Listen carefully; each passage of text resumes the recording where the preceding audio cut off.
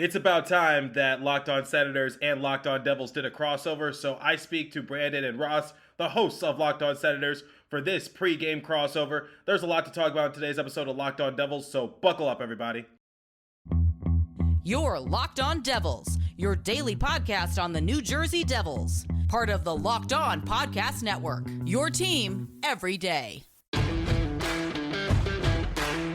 Hi, this is Bryce Salvador, and you're Locked On Devils with Trey Matthews. Scores! Oh, Stevens stepped up, nailed him. Brodor's got the puck. What a shot. The Devils win the Stanley Cup. It's game day with two teams heading in completely opposite directions. I'm Ross Levitan alongside Brandon Pillar here with Locked On Senators, a team that's lost 6 straight. And we're joined by Trey Matthews, who covers the New Jersey Devils with Locked On Devils, and they're winners of 7 straight and 10 of their last 11. Trey, what's going on, man? Welcome to the show. Thank you. Thanks for having me. I think this is the second time we've ever done a crossover between one another, because I think we did one crossover last year, and I've been dying to do this crossover for quite some time because we got some unfinished business to take care of in regards to Alex DeBrincat. We need to talk about our little bit of a fiasco that we had on Twitter during the course of the summer, and just all things of that nature. And I'm just so glad that the Devils are performing well right now. Otherwise, this would have been a brutal crossover on my end. I forgot about that. That was good. We'll absolutely get into that. And hey, the Devils have been a fun team to watch this year. There's no two ways about it. Long gone are the trapped New Jersey Devils who win 2-1, who win 3-2. This is a pretty fun team to watch, eh, Trey? It is fun, but at the same time, I'm being very conservative about it. It's still very early in the season. We're about to play our 14th game of the year. A lot can happen still. So I am enjoying it for right now, but by no means am I saying that the New Jersey Devils are legitimate. I say that they have a chance to be legitimate. So still very early on. Don't want to get too cocky. Don't want to get too far ahead of myself, because the one thing I relate to is back in the 2017 and 2018 season, the New Jersey Devils, at the time in December, if my memory serves me well, were first in the Metropolitan Division. Then come the end of the season, they barely snuck into the wild card, and they lost to the Tampa Bay Lightning in the first round in 5 games. So I use that sort of as an example, which is just a 3-game losing streak, and the New Jersey Devils might be middle of the pack, because the Metro is actually pretty tight right now. I think we're just a few games ahead of the New York Islanders. Surprise, surprise, never saw that one coming. And then the Hurricanes follow suit. You also cannot sleep on the New York Rangers. I know the Pittsburgh Penguins not really doing too well right now, but they can flip a switch at any given moment. Never want to doubt Alexander Ovechkin. Don't have any faith in the Columbus Blue Jackets. Don't really have any faith in the Philadelphia Flyers. Potential hot take about me talking about the Flyers. But overall, like you said, it's been very entertaining. It's been fun to watch, but especially with now Mackenzie Blackwood being out for an extended period of time, we are kind of in a vulnerable position when it comes to the goalie position. Trey, I got a question for you, and you can give some insight on this. What's it like to win games? The Ottawa Senators have lost 6 straight games. Ross, I don't know about you, but I've kind of forgotten what it's like to celebrate a W. Yeah, me too. What's it like to win? Yeah. You know what? I don't think I've ever been asked that question before, because I'm not the one winning. It's the New Jersey Devils. But We ask hard-hitting questions here, Trey. Well, it's been a great feeling, because quite honestly, guys, I was always saying during the course of the offseason, despite the New Jersey Devils missing out on Alex DeBrincat, despite them missing out on Johnny Gaudreau, Kevin Fiala, they got better by default. So we did get Andre Palat. Yes, we did overpay him, but he is he's a great add in the locker room. We were anticipating for Jack Hughes, Jesper Bratt, and Nico Hischier. I call them our baby big 3 to improve, and all 3 of them have improved in more ways than one. I said the goalie position might get better with Vitek Vanacek now added to the roster. Jonathan Bernier is set to return. We don't know when. Originally, it was supposed to be American Thanksgiving time, but he revealed recently that he got injured during the course of training camp. So his timeline is now up in the air. But the overall point is the New Jersey Devils got better. And the one thing I'm also talking about is, have you ever seen the movie Moneyball that stars Brad Pitt and Jonah Hill? So basically, That's what Tom Fitzgerald, the general manager, has done for the New Jersey Devils. He's gone out and found diamonds in the rough.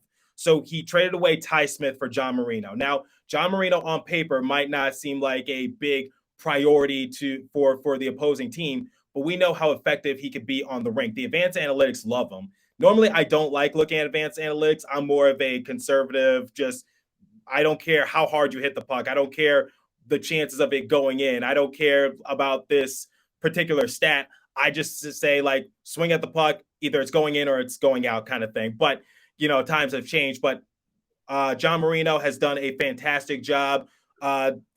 Just a year ago, before the Seattle Kraken's expansion draft, Tom Fitzgerald was able to flip Mikhail Maltsev and also a draft pick for Ryan Graves. And Ryan Graves has been very good for the New Jersey Devils. He's not just top on the New Jersey Devils in plus minus. He's amongst the leaders in the NHL in plus minus. So that was also another great acquisition for the New Jersey Devils and Tom Fitzgerald in that regards. And just finding these diamonds in the rough, just finding these guys who can have some sort of an impact, and they are low risk but high reward kind of thing. That's what Tom Fitzgerald has been doing so far. And similar to what happened in Moneyball, similar to what happened to that Oakland Athletics team back in the early 2000s, the New Jersey Devils have found their band of misfits, and it's working together, and they're on this lengthy winning streak.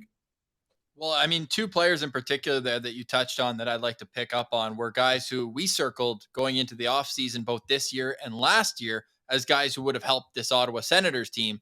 And that's Ryan Graves and John Marino, two guys, they lead your team in plus minus, and they're also just stabilizers. Like, don't they just allow the other guys on that back end to breathe a little bit more freely and help the forwards get up the ice?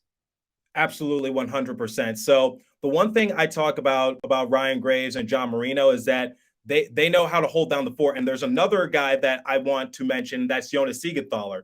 Jonas Siegenthaler also does the same thing. He was arguably our best defenseman last year, albeit Dougie Hamilton was out for an extended period of time due to a facial fracture. So just putting that out there. But Jonas Siegenthaler, John Marino, Ryan Graves, once again, just guys who fall underneath the radar, diamonds in the rough, and just having that overall big impact for New Jersey Devils. So the one thing I talk about a couple episodes ago, when the New Jersey Devils played the Edmonton Oilers, you saw John Marino, you saw Ryan Graves, you saw Jonas Siegenthaler, you saw whoever just trying to smother Connor McDavid. Yes, Connor McDavid did score in that game. He scored in period number 1. But as the game progressed, what I saw was the New Jersey Devils just teaming up on Connor McDavid. And I think at one point during the game, this was minuscule, so it probably flew over the heads of most people, but Connor McDavid tried to check John Marino into the boards, and John Marino took it like it was nothing. Like, he just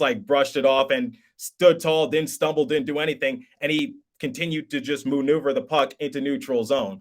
So overall, John Marino has just been that great impact for New Jersey Devils. And something that we've been talking about amongst the New Jersey Devils personalities, whether we're reporters, podcasters, whatever the case might be, we refer to the New Jersey Devils defensive unit as the Sasquatch Squad. Yeah, try saying that 10 times fast. There's got to be an easier way to say this. I've been pushing for it. But the Sasquatch Squad, just overall, just big guys who know how to play great defense. And that's what helps the New Jersey Devils in that sort of regards. And just seeing John Marino, just seeing Ryan Graves, just seeing Jonas Siegenthaler, and also Dougie Hamilton, who was one of the top free agents not too long ago, just working together. And in our last game against the Calgary Flames, it was the two-way that really helped the New Jersey Devils. So you saw Nico Hischier, a great two-way forward. You saw Dougie Hamilton able to get a 5-on-3 power play goal. You saw Ryan Graves also able to come up big for New Jersey Devils in a few games this year. He already has 3 goals on the year. Last year he had 6, and we've only just begun the season. So overall, it's just been a bunch of great additions for New Jersey Devils, and I'm really satisfied in their overall collective unit. Now, having a collective unit, a big part of making that work is good coaching. And Trey, I want to get your opinion on this.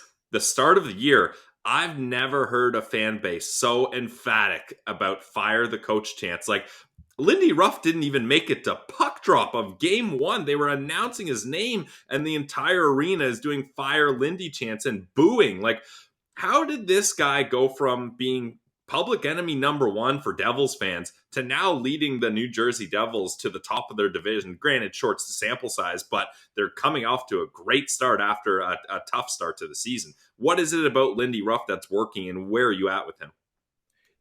To add to that, I think he's also in the tops for the Jack Adams projection in that sort of regard. So it's just a great turnaround in that regard. But so first game of the year, the New Jersey Devils were on the road at Philadelphia. They lost the game 5-2.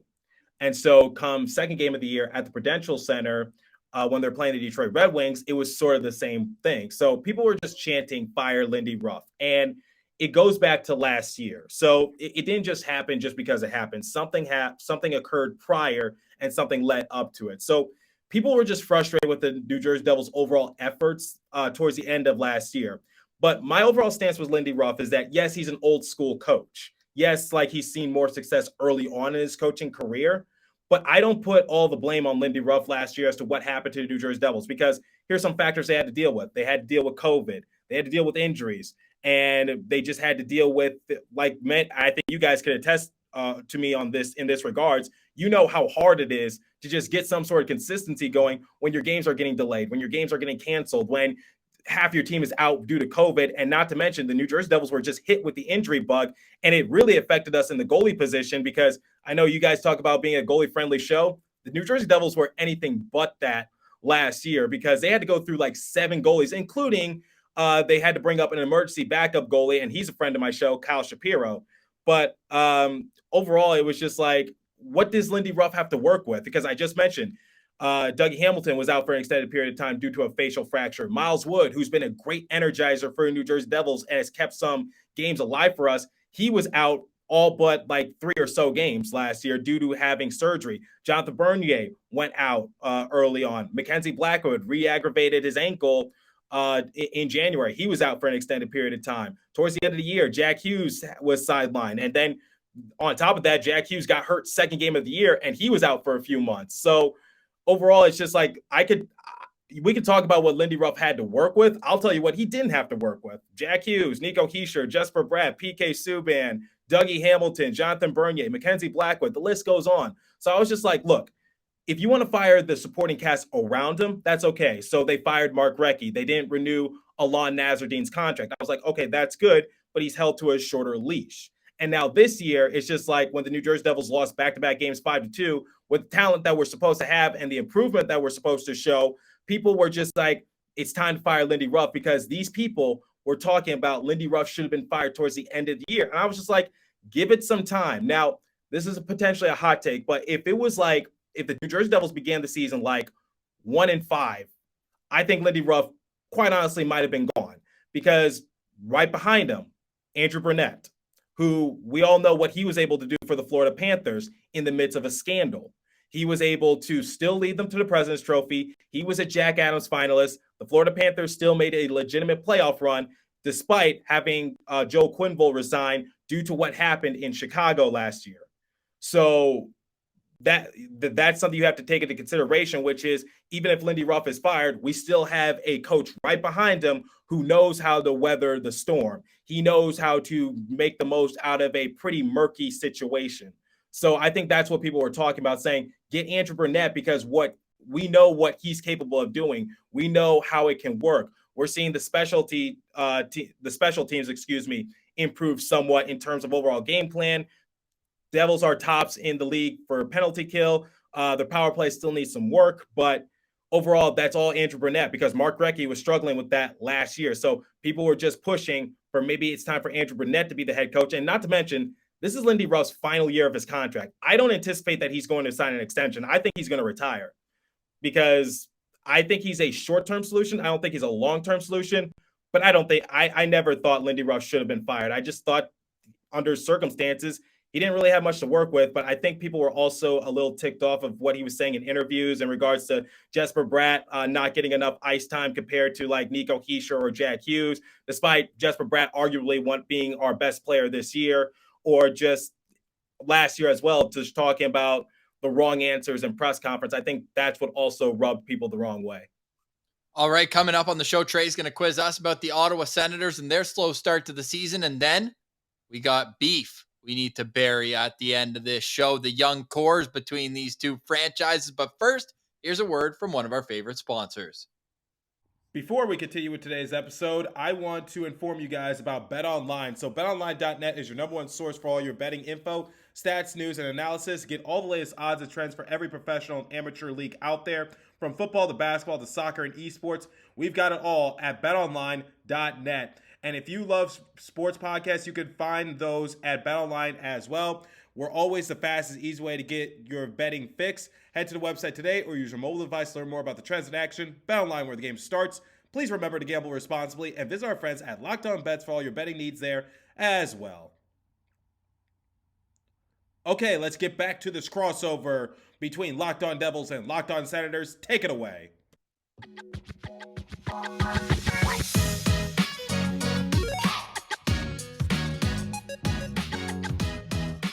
You are listening to a crossover edition of the Locked On NHL podcast. It's the Locked On Devils, Locked On Senators right here before a 7 p.m. puck drop in East Rutherford, New Jersey, where the streaking Devils will look to make it 8 wins in a row, and the Ottawa Senators will hope that 6 is enough. Stop the bleeding. Pilsy, where are you at with the Sens right now? I mentioned it in our postcast, Ross, and I feel like this just rings true. As fans of the Ottawa Senators, we love the Ottawa Senators, and love hurts. We had so much better expectations. Although a lot of the newcomers, Giroux and DeBrincat, they're still putting up points. DeBrincat only 2 goals, though. Shooting at a 4% success rate is not what we expected, but he's still contributing, and we're getting decent goaltending. And this is just not what we expected here. We thought, Ross, that the 4-game win streak was just going to keep going on and on and on, and we were going to ride that, and it has been a epic downfall since then. So I got to ask you guys, you talked about my expectations going into the Devils season.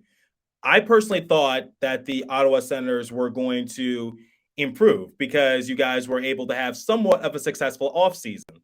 And you were also able to get one of the bigger names that was available in trade discussions at a very cheap penny, might I add. And that was Alex DeBrincat, because I talked about the Devils potentially getting Alex DeBrincat via a trade. So I got to ask you, what were your expectations going into the season?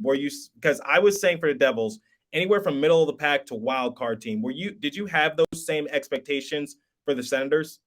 The way we worded it, Trey, was we want to play meaningful games in March and April. Like, at least put yourself in a position to not be selling at the trade deadline.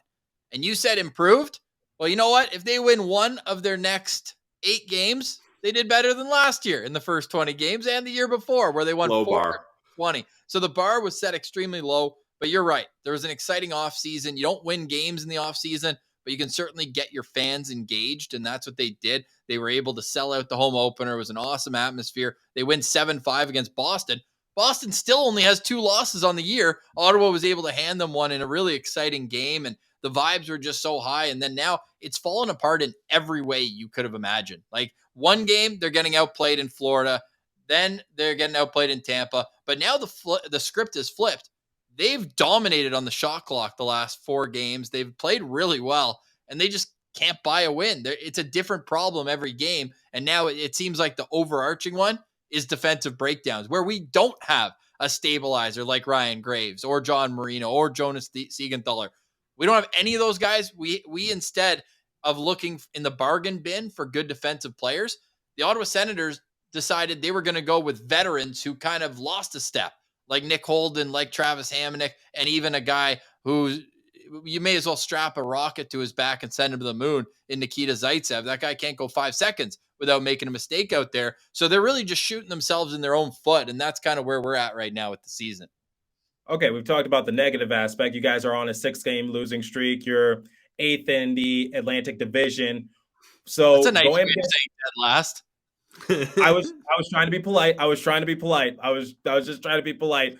Let's talk about some positives. Like, who needs to step up their game? Because when I talk about the New Jersey Devils on a losing streak, I look at players that needed to step up their overall game and have done so. So when the Devils lost their first 2 games of the year 5-2, I was like, look, the goaltending needs to step up. The defense also needs to step up.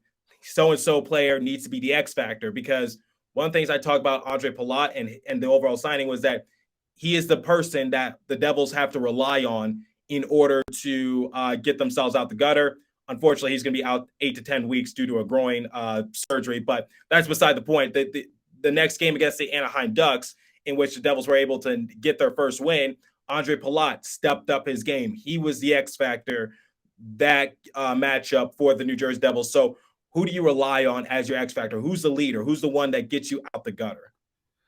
Well, I think the obvious answer for the Ottawa Senators, the weak point of this team is the defense. I think everybody knows that, especially Ottawa Senators fans.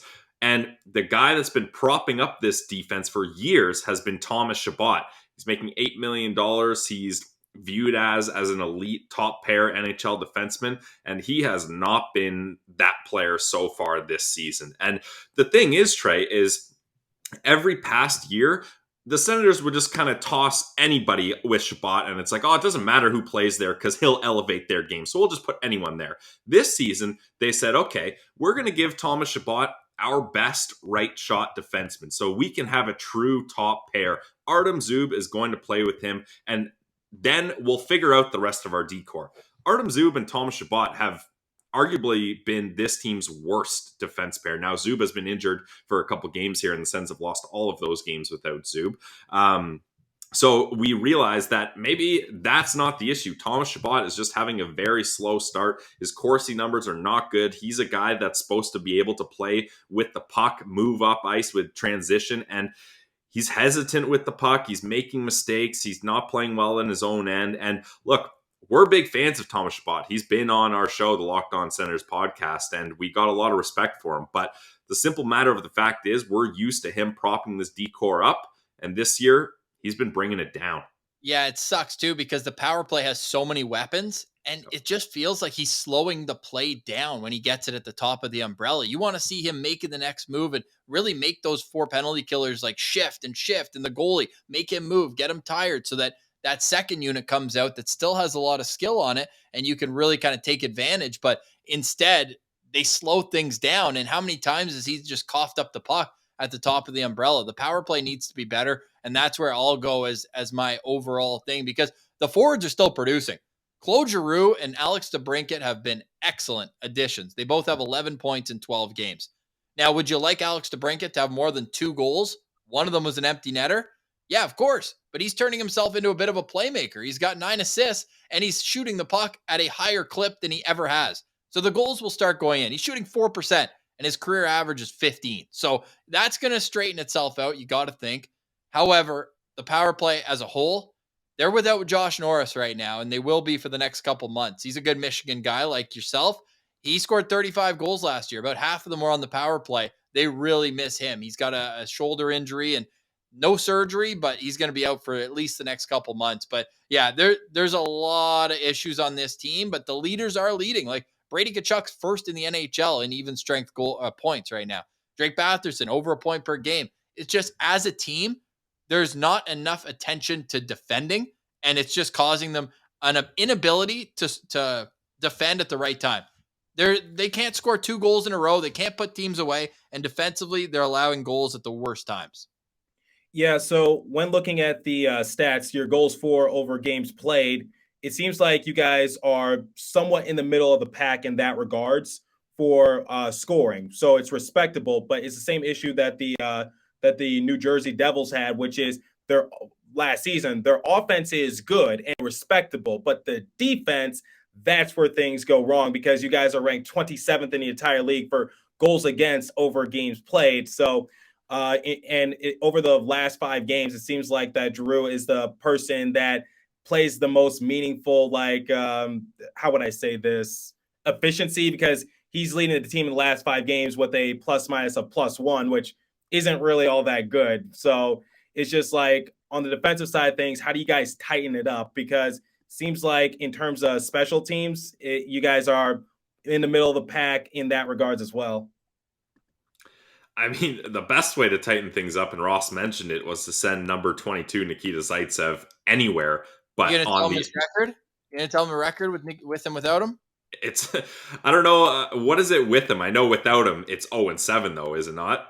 4-1 with, 0-7 without. Or sorry, other way around. Yeah. With him in the lineup, They're 0-7. Without him, they're 4-1.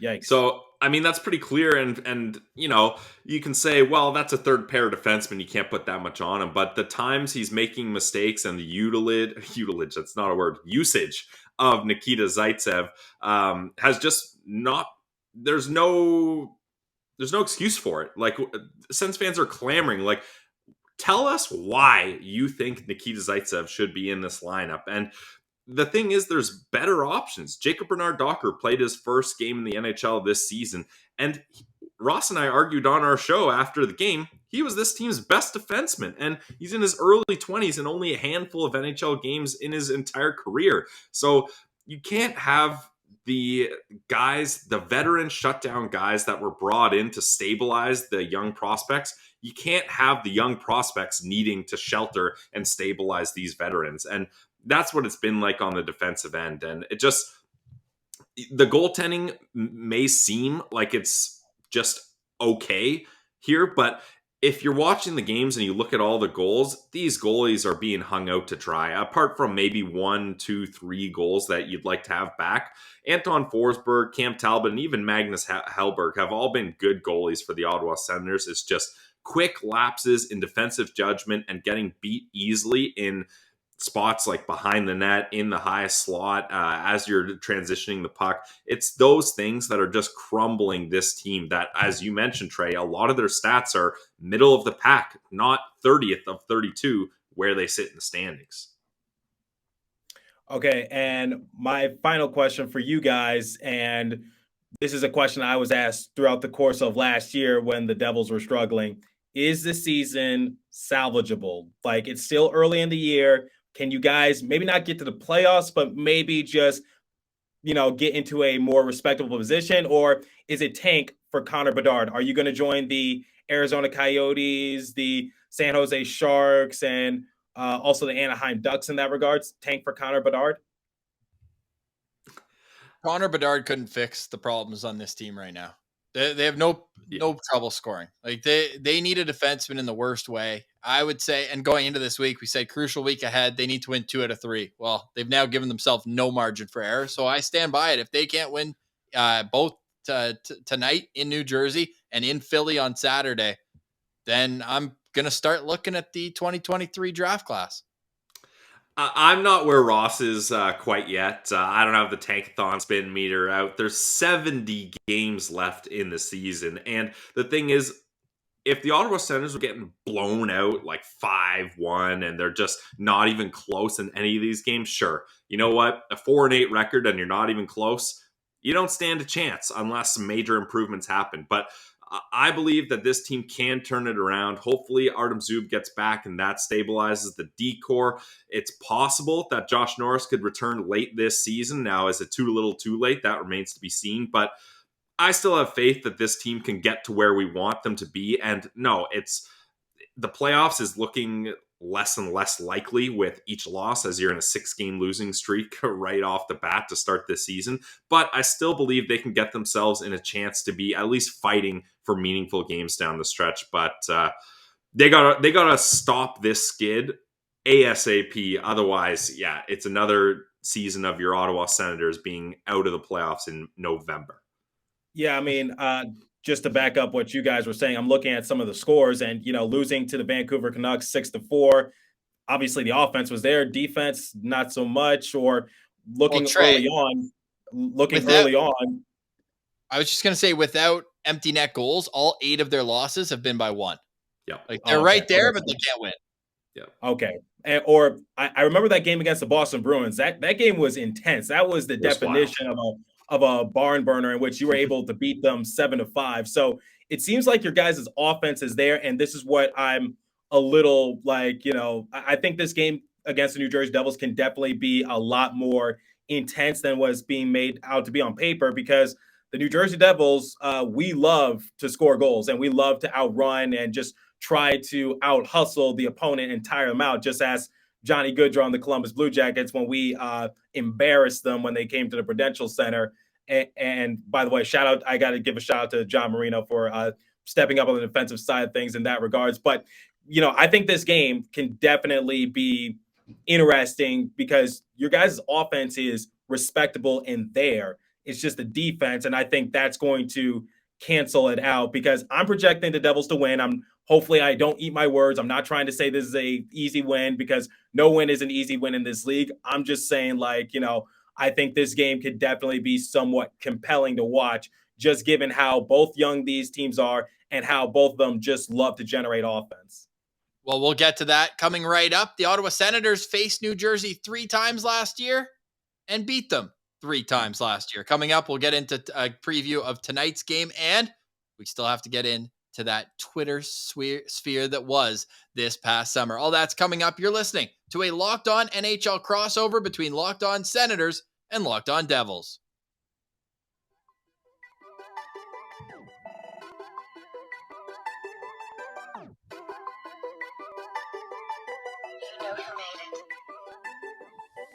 All right, crossover edition, Locked On NHL. Go subscribe to Locked On Devils wherever you get your podcasts and on YouTube. That's where you can also find the Locked On Senators podcast with myself, Ross Levitan, and Brandon Pillar. We're here with Trey Matthews, and it's a game day. The Devils are hosting the Ottawa Senators. The Devils are red hot. Before we get into the summer back and forth on Twitter, I meant to ask you this when we were talking about the Devils, but you guys have a cult hero down there. You guys have 2 first overall picks, but it seems like Jesper Bratt is just like taking over the NHL. What is it about this guy? Well, I know you guys are big on Twitter. Have you ever heard of the phrase "Jesper Bratt is the best player in the NHL"? I haven't heard it. For any Senators fans out there, please don't tweet at me. It's an inside joke. Just look up the Bratt Pack. He is like a Twitter. He is a Twitter legend in the Devils universe. He is amazing. He is awesome. He's a friend of the show. But basically, he has this phrase called "Jesper Bratt is the best player in the NHL." It's been featured on MSG, which broadcasts the Devils games. It's been featured on NHL Network. So talking about Jesper Bratt, he actually broke the franchise record for longest point streak to start the season at 11. So going into the season, all eyes were on Jack Hughes. And I had a betting expert also on saying that if you put money on Jack Hughes to win the Hart Trophy, especially if the Devils get back into the playoffs, you wouldn't be crazy just because it could be similar to what Taylor Hall was able to do a few years ago. But now the tables have turned a little bit. Jack Hughes is still pretty much a point per game player, but Jesper Bratt has exceeded my expectations. So last year, Jesper Bratt had his quote unquote breakout year. But I said, I think he's only begun to scratch the surface. I think once he becomes an all-star, which I think he is destined to be if he continues this great point streak that he broke the streak. But anyway, talking about just this overall great production, I think he could definitely make the all-star team.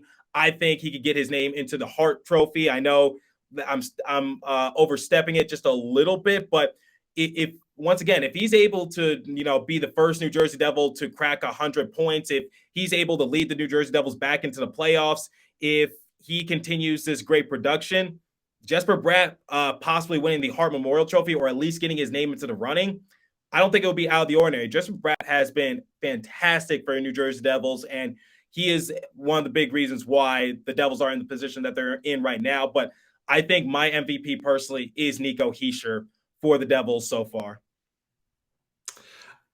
If we want to nod to those Twitter conversations, I'll ask the question this way. Is Jesper Bratt simply a rental player for the New Jersey Devils? Okay, I got the tweets up actually. So you guys tweeted out. I got the tweets up. So for anyone who needs a refresher, here's what happened. So on August 2nd, you guys tweeted out Alex DeBrincat, and I responded by saying rental. And then you said, I'd be bad too if my squad missed out on Fiala, then DeBrincat, then Goodrow, only to settle for overpaying 31-year-old Andre Palat for 5 years. I'm guessing Ross tweeted that out? Yeah, I'm the only guy who uses that account. Yeah, that's Ross. Okay, yes. okay. And then I said, LOL, go ahead, laugh now, but mark my words, we're still going to be better than y'all. We're going to win the season series and finish with a better record. Enjoy your rental player. And I'm trying not to cuss, but I think this is okay. All hell broke loose. I had so many Senators fans just come at me saying I was insane. And you guys, or then Ross, let's see, what did you say? You said I probably poured water on the fire, right? No, you did not. Gasoline. If gasoline is the new term for water, then yes. Sens were 3-0-0 versus New Jersey last season and 4-0-2 since February 2019. Go off, King. And then you said Google restricted free agent. Yes, you tweeted that.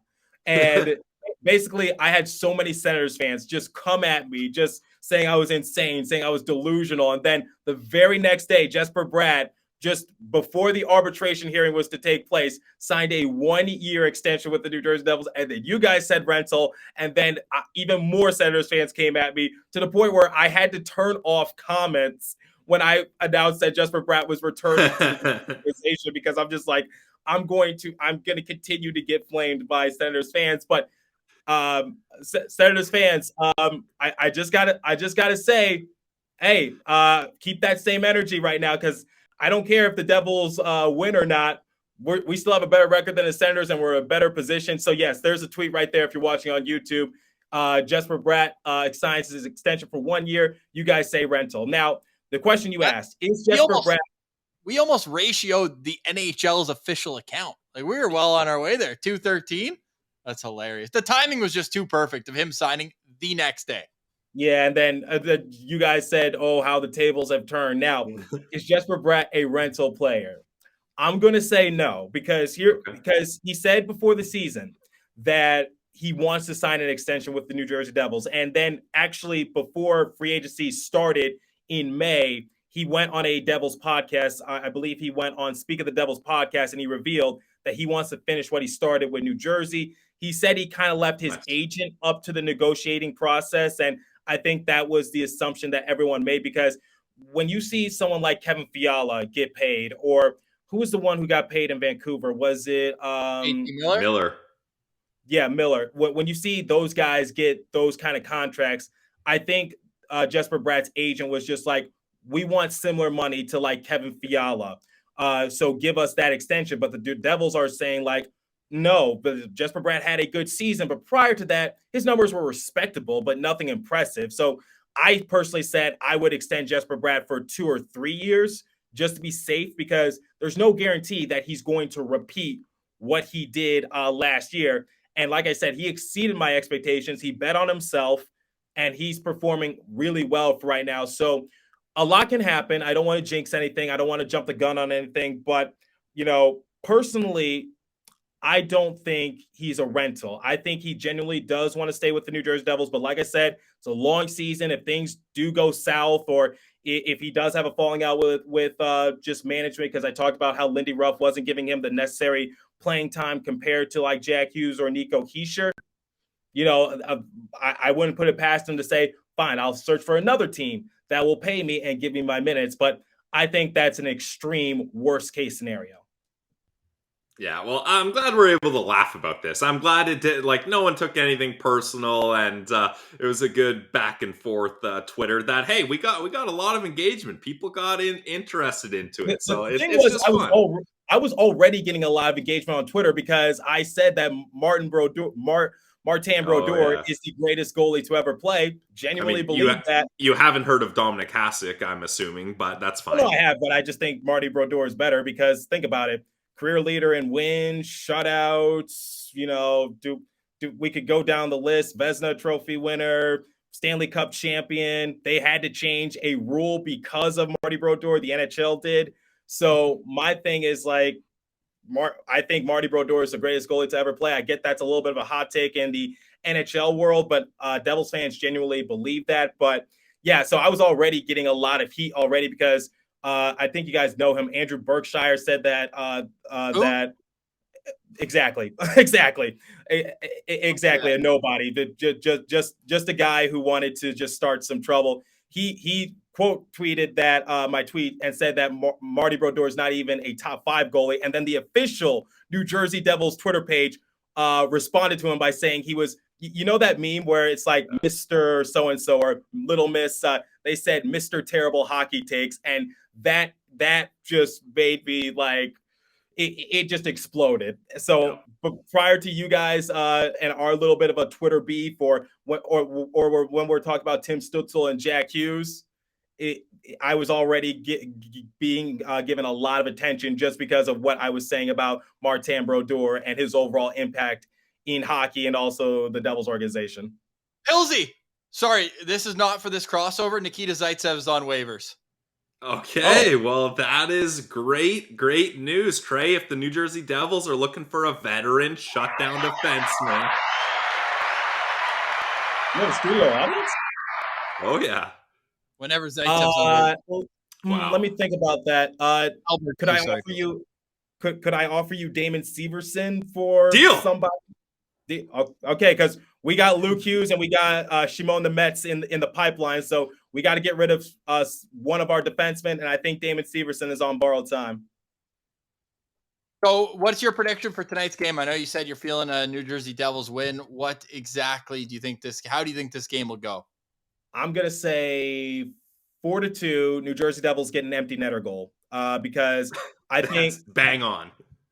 Because I think you guys are definitely going to find a way to get a couple goals, but I just think with our Sasquatch squad on the defensive side of things, I just don't see the Ottawa Senators posing that big a threat, but I think they're going to try to make it somewhat close. I think and especially since I'm projecting that maybe the Devils are going to give Akira Schmid a chance in between the pipes because since Mackenzie Blackwood is out for an extended period of time, you don't want to overwork Vitek Vanecek. Now's the time, since we're playing you guys, since we're playing the Arizona Coyotes and also the Montreal Canadiens, maybe it's not out of the realm of possibility that we see Akira Schmid just so he could get his feet wet once again. So if Schmid or whoever is in between the pipes for the Devils, I think that the Ottawa Senators will find a way to get a couple goals, but I think the New Jersey Devils are, for the most part, going to control the game, and I think they're going to get an empty netter goal, and I think you guys are going to see why I still believe that Nico Hischier can be a superstar in this league. I love Nico Hischier. I actually like a lot of the pieces on the New Jersey Devils. I still think Vanecek's probably not the guy long term that's going to get you over the hump. He's not going to be a top 5 goalie all time like they once had with Martin Brodeur, but they're solid. I mean, you probably just reminded Sens fans that Jonathan Bernier is still in the NHL. When you dropped that name, I was like, whoa. Yeah, still? so I was anticipating for him to retire, quite honestly. And in fact, I think this is going to be his final go round and he's just going to play out the contract and then he'll go off into the sunset. But no, Jonathan Bernier is supposed to return to the New Jersey Devils. The projected timeline was American Thanksgiving, but he did, like I said early on in the episode, he did reveal that he had a little bit of a setback during training camp. So he's not sure when the timeline is. So Jonathan Bernier will still be out for just a greater length of time. Ilzy, your prediction for tonight? My prediction is a 3-2 Ottawa Senators overtime win. And how this is going to go, Trey, is Claude Giroux is going to score the first goal, maybe in the first minute. The Devils are going to respond immediately with 2 goals. Devils are going to be leading 2-1. Then the Sens are going to pull their goalie, and the Devils will score on their own net. That's the only way. The Ottawa Senators will not score with their goalie pulled. So the Devils are going to have to score on themselves for the Sens to tie things up. And then it's going to go to overtime. Drake Batherson declared this was a must-win game. He also scored the game winner in overtime last year against the New Jersey Devils. Oh my God. We had boots on the ground for that game. We were in the 100 section. It was electric. So that is my prediction, and that's exactly how it's going to lay out for you. 3-2 Senators overtime win. I'm pretty sure, maybe Trey can confirm or deny, but I'm pretty sure Drake Batherson sent Ty Smith to Pittsburgh, or should I say Wilkes-Barre, with that move in overtime. Yeah. Ty Smith, well, that was probably one of the reasons, but Ty Smith was on borrowed time the entire year. I call him low light Ty Smith because but hey, we got John Marino, so I'm not complaining about it. Yeah. And so, you know what? Thank you for making Ty Smith look outright foolish. No problem. Hey, Trey, I'm not sure what you're up to after the game tonight, but we do our postcast on the Locked On Senators YouTube page. If you're around for it after a 4-1 Senators win, then that's my official prediction. So we got okay, Ross. I need to give you some reference. Prior to the Edmonton Oilers game, the New Jersey Devils have not allowed any more than 25 shots on goal. And even at their worst, they still find a way to slug things out. So the game against the Vancouver Canucks, it wasn't their best game. They were a little tired due to travel. Their last game against Calgary Flames wasn't their best effort, but they still came away with the win. So my thing is, like, if they lose 4-1, then we're going back to like the first couple games of the year, or we're going back to that 6-3 loss against the Washington Capitals, in which the New Jersey Devils, from an advanced analytics standpoint, should have won the game, but they couldn't make a save. So are you saying that whoever's in between the pipes for the Devils is gonna have a bad game? No, it just doesn't matter who's in between the pipes. A must-win game. You heard from Drake Batherson himself. And when you look at a guy like Claude Giroux, who's at a point per game against New Jersey in his entire career, I think he's going to continue. He's on a 6-game point streak right now. But you mentioned that New Jersey doesn't give up a lot of shots. Nico Hischier is on a 5-game point streak. Let's see, 5 goals and 4 assists. So I said, like, prior to the Edmonton Oilers game. So prior to that, the New Jersey Devils, the highest amount of shots on goal they let up was 25, and that was against the Philadelphia Flyers in the season opener. So they allowed, I believe, 30 shots on goal last time against the Calgary Flames. They were outshot, but still found a way to win. And remember, don't sleep on the BMW line of Miles Wood, Nathan Bastian, and Michael McLeod. All right, we won't sleep on them. But I just looked this up the other day because the Senators had, I think, 18 shots, maybe 15 against the Florida Panthers. And it turns out the Sens don't need many shots to beat the New Jersey Devils. I had to go all the way back to 2012, 2013. But twice that year, they beat New Jersey with less than 15 shots on goal in the entire game. 2-0 shutout with 11 shots on goal. And the Devils are on a 7-game win streak for the first time since 2011. So I get it's been years, but a lot can happen. It'll be fun tonight. We hope everyone enjoys the game and go Locked On Devils, Locked On Senators afterwards. We'll chat in the postcast. For Trey Matthews and Brandon Piller, I'm Ross Levitan, and this has been a crossover edition of the Locked On Senators and Locked On Devils podcast.